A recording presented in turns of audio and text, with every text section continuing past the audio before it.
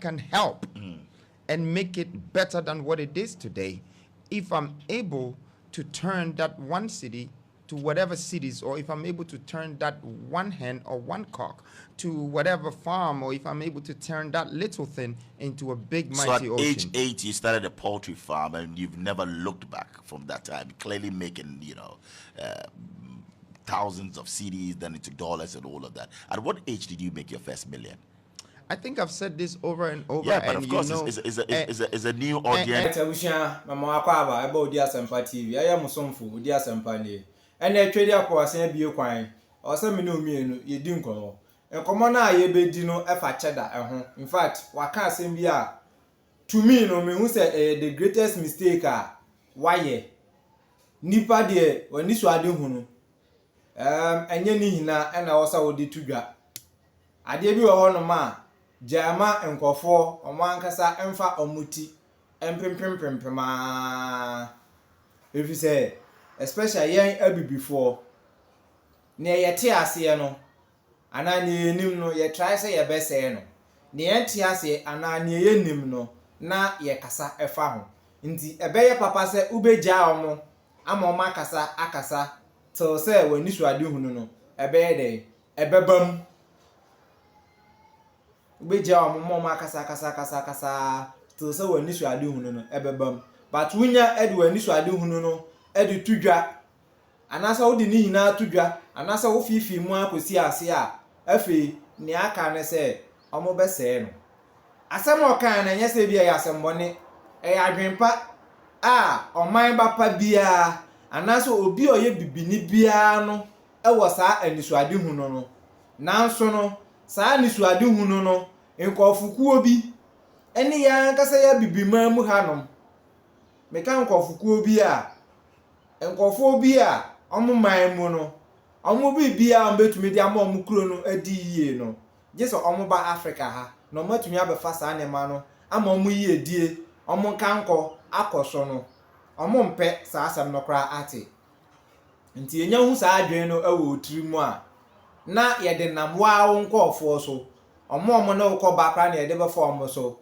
ne asewo anase wahini kra na yetu de agu asa na ebekwa tie saa asem no America no na afensu ni media iso no aya na se omuhia obi ensemfu ankasa anka wo se omubisa na yehu se nipa obey ne ode ba na yade ebeboaye anase emwaye anase yeka na oka ne keke no eno de omumbisa o ba ensam ehu hia enko na omubisa esan se omakoya manakoye se ebibima mu hanom se wunya bi abe 60 ekona wunya sika enye yi nti ene wusa na obenya sika de ene ye sika duro enye sika duro akobo okoro no na wunya aye nti emma ye nkwara no kra esi so ye nkyere omkwan ye fa so enya sika eno enso ne ade acheda aka ho asem aka se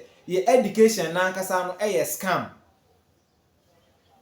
Every say ye mu bebre na ko school ya bo degrees ahodo nyina enso ye be wi ase no ne editifie aban adwuma no kra na nkasa na endi mu na obekọ na pek kuma bia ye de be hye onsam no wa boka atu fees ahodo akase nyina no ansa na obenya sa adwuma ni bia ye kra no gisa wo san ekopo obi sika ebosia esan di tuatu ahoma nkofo obi ansa na yatumi anya baabi ede wahye nti wo bewie na ankasa na nko ankasa ka gu achi no nti ama wo kɔ adwuma ni mu kra na afi no awso so hwɛ ede uti pempem na wo twetwe kwanse kakra ene niema bi anka wo se ye hwɛ na mampuntuo eba no na wo twetwe se no so wo de benya sika ayede ede afrim chada eko bolare se hwan ehwo so ene ni di nkomo na nkomo twetwe ni mu no eno obisa no ekwan ofa so onya ne sika na nkomo no na interesting na omo kan potokasem de ebekwa akohwe aba ye ba ya ye ntebrofu ye bobo ye homade an ya hwe se ye betumi enya ne nkyiremu ni ye ewe ya so ye kasem na ye hu ne ewe akiri na afie no ye de mede ne me ka se anka eni sɛ ɔde tudwa ɛnam mmere mu no ɛnso ɛde atoa so yɛnkɔ video no emra yɛba ne aka no ne yɛde atoa so. And you've never looked back from that time, clearly making, thousands of CDs, then into dollars and all of that. At what age did you make your first million? I think I've said this over and over. Yeah, but and of course, you know, it's a new audience, new people coming in every time. Yes. People are, and I'm going to answer you, even yes. though I said it's 21. The question is it that people are interested in my wisdom, in my knowledge, in my achievement, or people are just interested in the numbers? Because if that's what they are interested in, I think they're wasting their time, because nobody can teach you how to calculate numbers unless you learn how to calculate it yourself. So they doubt you that you made your first $1 million at 21. Look, I don't mind if people doubt me. People might, sometimes the richest people are seen as poor. The poorest people are seen as rich. That's just the human mind when they doubt people. The point I'm trying to say is that I am trying to stop even the youth from thinking along those lines, where you are questioning how wealth is built instead of trying to find the ways and the means to create it. Okay. That's the kind of education I would love to be giving to the new Ghana, the new nation.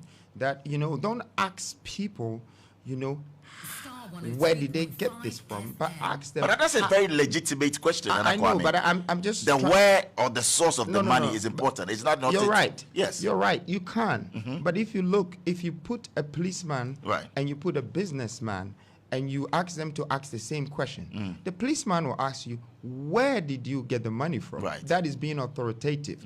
The businessman will ask you, how did you get it? The broadcaster is asking you, where and what and how.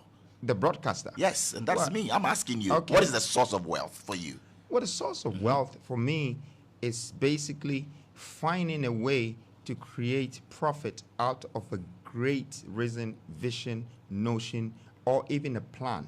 But getting notion or even a plan, but getting it is not as difficult as holding it. Nana Kwame Bediako, what is your source of wealth? You want to be president of Ghana. Over 30 million people. We are entrusting our destiny into your hands. You want to tell us that you will help us create wealth. How did you create your wealth? Nicola, it's there. I mean, what do you want me to? You want me to? Wait, no. Relax. You're listening to. People are listening to you. Relax. I would know, but they won't. Well, fine. I'm trying to tell you, but it looks like you. Are you? No. Are you fishing for something? No, I'm not. Okay, because I can help you if you're fishing for anything. No. I'm just asking a very simple and harmless question. Okay, so if somebody has built development, has built hotels, has built businesses, and then is turning around, is bringing money, and you still ask them, what is the source of your wealth? That means you're asking them that, show me how you put the block to block. No, please, I'm coming. Okay. And cement to cement, and then show me how exactly you make a day, and how does it become 2 or 3 and 4? Because the simple source is there. You can see that this young man is a developer, an investor. I have built landmarks. When you get to Osu, when you get to other places, they are landmarks. Exactly, that's what I was expecting from you. Please. That you have that. No, yes. I want to finish. Please go ahead. Yes, you're go ahead. People don't know that you're my senior. Yes, we go way back. From school. Yes. So we'll talk about that later. So I think a lot of the people in the media sector ask questions and they keep repeating themselves. And sometimes I wonder if they want to have a conversation or interrogation. Okay? A conversation is very simple.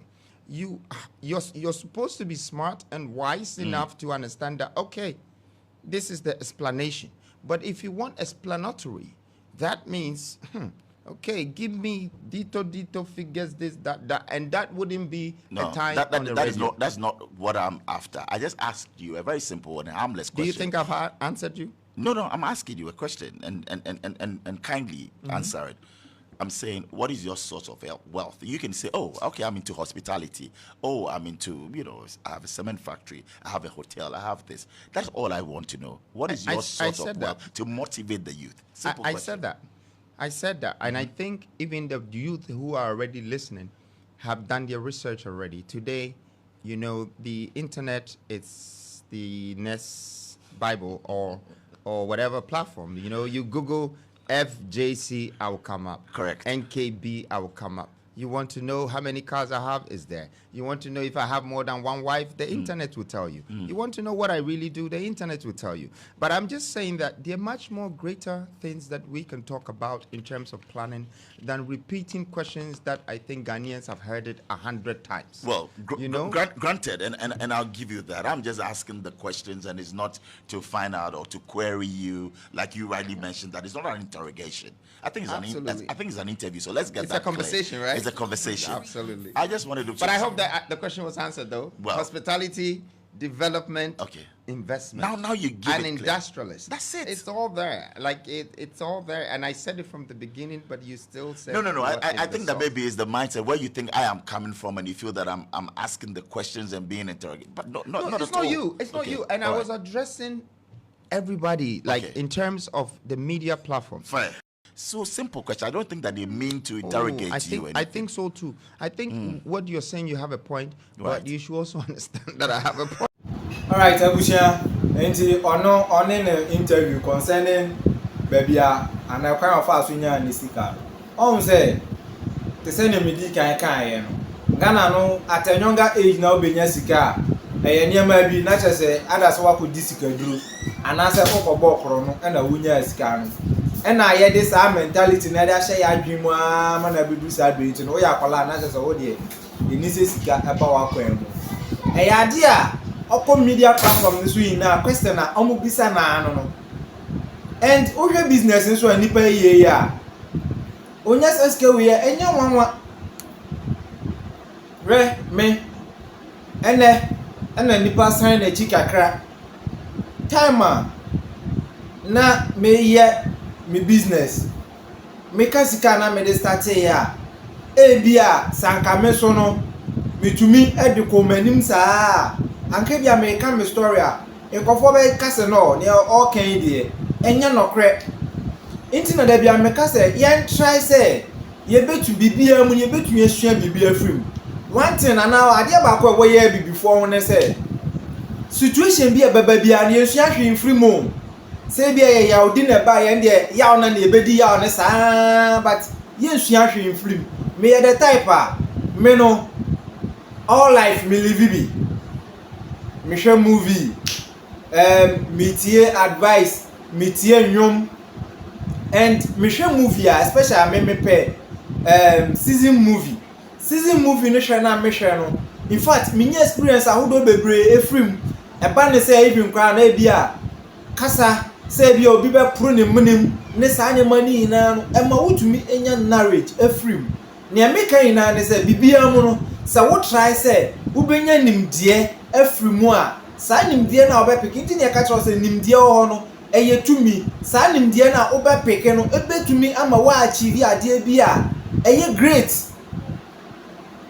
wo nti all kind of story a e ma ne nyo wanwa e na won ka say in Kokono Krana or the Benya the huge sum of money no watch them but I am me hunye nti angofo kra enti ase and I make an me there me secondary school na me obi ana me kire nkoto ne ade and through nkoto no trust me be ko secondary school ni masi medan mpapa to plot na to e da ho no wasi kakra ye mema ne ye doso ye sha one room man so sha one room. Here's the case na me so no inti me wie GSS in fact me so anua ni ade me kire nkoto ebenya eska mi si medan at me age na mattress am use high density na sebi o me parent kra no use high density me ye stuffing chair esi me dan mu oh inti me be wie secondary school no na me ni hwe.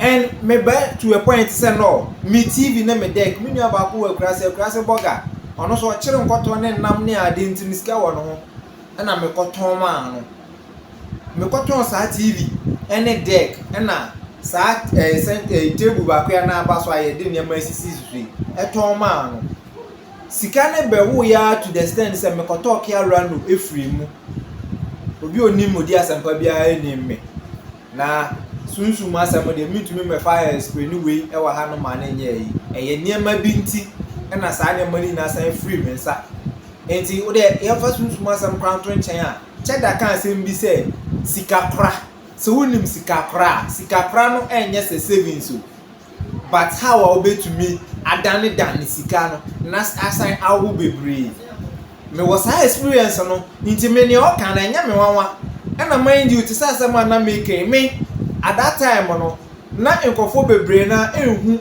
adwuma me ye because me kopai ntabo ye no village na anadwo ye lodu ntabo no ade be che no ma bazim ni mabeyi nti nkofo ani ba omo so first time no mato moto omo ani ba omo so no mato abo moto e da nsuo so omo ani ba omo so na mikuta double machine 5 omo ani ba omo so na me ye we nti no yes the case as anka obehu no na ma ye project kase bi a wo tenchen akwa we pada na oye eye sika duro na metumi magina enkyere ensem ni mu yina ne metumi aka kyerɛ so okay adwuma me ye die me pine table me de nnua koma we mu ha me de we ko ha ma ye okada me de moto amankofo mo de ye okada ne metumi aka kyerɛ no but ntumi nka kyerɛ me say foundation na nkasa because foundation kwa me ka kyerɛ wa okay me dem mo niam na me ton ya me de benya sika na me de start adwuma we minya ka ne sa wi a wo be fa ne trial but me ton dem mo niam no me ko pine table me am de me ho hye mu ye we me ka se me be ka ni na so a e be ye long story e be je time enti no ne me ka chon say na me ye oh enti no aye mbisa nsam a e de nkoso obeba me wo question bi a aka me personally that be American na Kwame Bediako me nim no ba bia but just say the vision dreams ne plans no wo no mpemfo se ne ofru duapa no e na ye pia no into vision dreams ne plans no wo ma Ghana no and enya Ghana ko a the whole Africa e na wo ye bibini mapa na say wo nye ye kan de say pese menkuminya na wo pese wo nuanu ni na ade wo ho because say ye dia ona osaje for Dr. Kwame Nkrumah kan ye independence no fa so bia ni so je say ya boa ma ye nuanu abibifo ni nyina Nigeria Burkina Mali Guinea we mu nyina no so atumi anyom fo ahodie ano na be ma ye nso ye de no fa so aba so intino ye hu se ye betumi aboa ye ho amana ye a je se ye boa ye nuanu emom so mu page a eno ne the best thing into obi bia na okuta that side dreams and plans no o say ye pushi no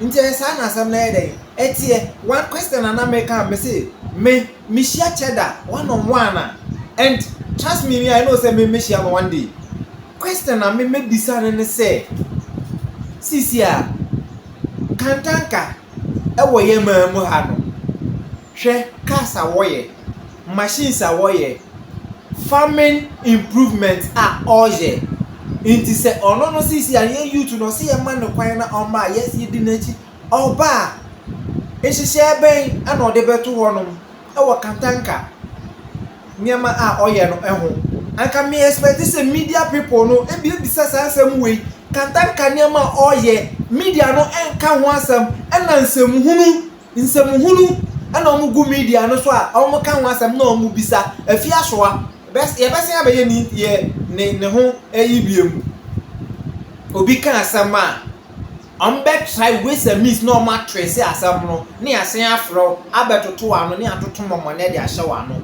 ye wi aye be san aka kire say wanu mu bon ya kwenkwe chada video na me ka say sa asam ne de anka wanka efri say asam we enam so enam ye di tu osaje for Dr. Kwame Nkrumah no mutumi kunu kra ko mukun no na so no ye nzimani akola na ono le so de onja na ho sa nti omo ye omo atumi no ena omo fa akwan so di ye ku ene ye ho niam bi sa na omo tumi di yi papa efri o man ka bi ameka kwa nka ne ne ya papa da so te wonom kwa na nka oboa ma bi mebiran impuntuo aye den akoso enu bia so nti ena ma ye di ku Mohammed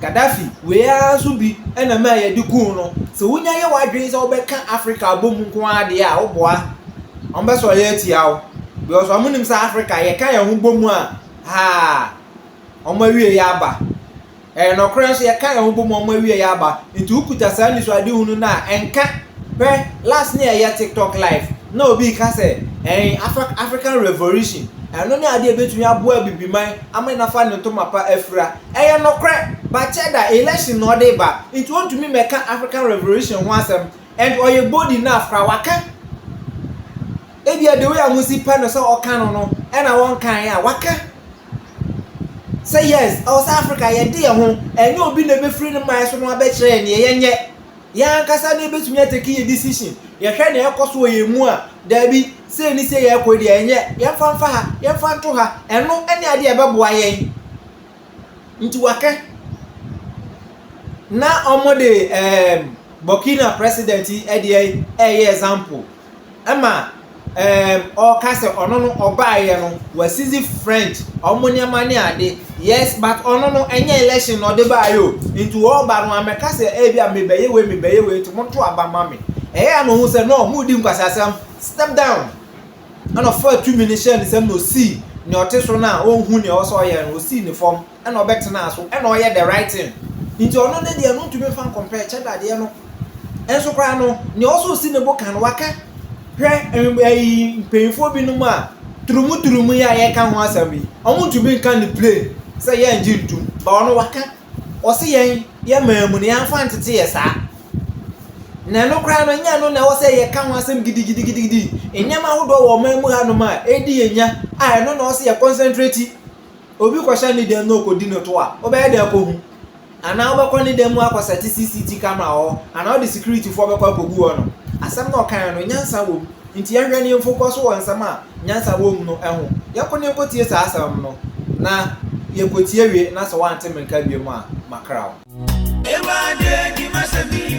ano kwamo mienka na awodi nipa pina ekwa tete mu pao amani pampempema wale agu odia sampa spiritual and herbal center awo wo mo yade se wo mbe mu wanya basisi a yade bi tise stroke gonorrhea anaba ma waye mre e wampamu low sperm count wo mo wano aduro tatahwe ene je sam ne se saba ne sunsum nsam a wo mo tenete se ye sunsum aware anasa yare bi ne yade amawo pampabone anabo ana wanya abai amane court case wo betu charge osisia anam omadwuma panti ni pampempem ana be fo kofie ekoye sunsum nyuma edemom se mosini ene enzimani akabom dia sunsum niama asie betu obi age wukunu anasa woyere awaresem adwumasem akwantuom nsem ni nyina ayasumasem fa bedan odia sampa spiritual and herbal center obehu yan New Koforidua ejoso ne konongo infinfin aye Ashanti region ehon ma number a didi juma no 054 330 4976 anase 020 134 0421 054 330 4976 anase 020 134 0421 Odia Sampa Spiritual and Herbal Center. You be do us some amount. I will go to Africa. Really? And Africa is us, and we are Africans. We're black people, and we belong to a continent that is very resourceful, but also a continent that goes through a lot of issues and problems. Lack of development, a lack of empowerment, a lack of socialism, a lack of economic prosperity, but we have all the resources that can provide these 3-4 things that I've mentioned. So I'm interested in the continent. So after Ghana, after becoming the president of Ghana, help us, you are going to actually take over the continent, Africa. Is that what it is? Is that the plan? I'm certainly sure that there are a lot of young people right now that they are inspired, they are uplifted. They are waiting to do more than what Freedom Jacob Caesar have started. And I like the fact that people are getting inspired. They're getting ready. Those people were sitting there. Nobody woke the spirit in them. I think I am wakening spirits up. And I'm not here to do things forever.